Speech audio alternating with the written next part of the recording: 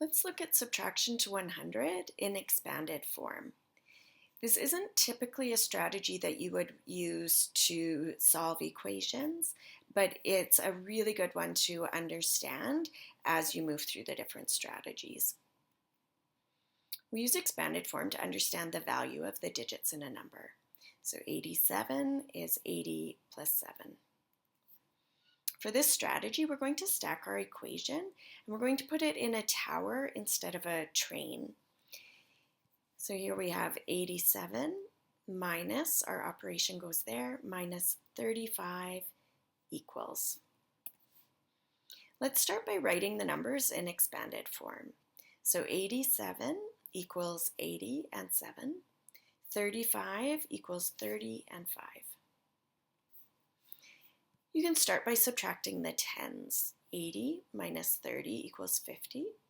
And then subtracting the ones. 7 minus 5 equals 2. And when we put 50 and 2 into standard form, it is 52. Now we're going to try one with regrouping. This gets a little trickier. So we have 63 minus 28. Again, we're going to stack our equation and we're going to write the numbers in expanded form.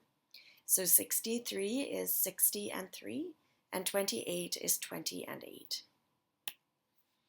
We're going to start by subtracting the tens.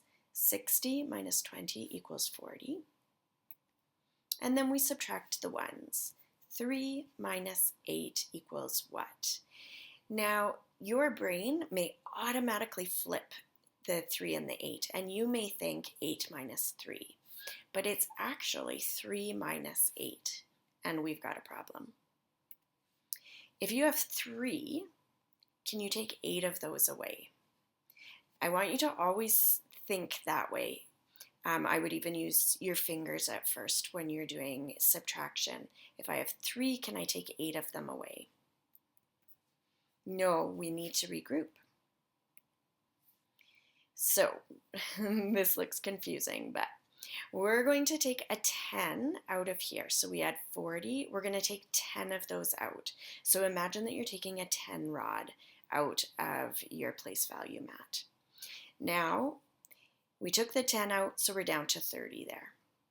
That 10 we're going to put with this 3 so that we now have 13 ones.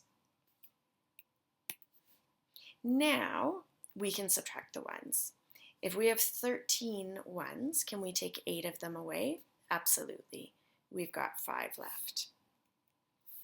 Now we put this number 30 and 5 back into standard form, and that's 35.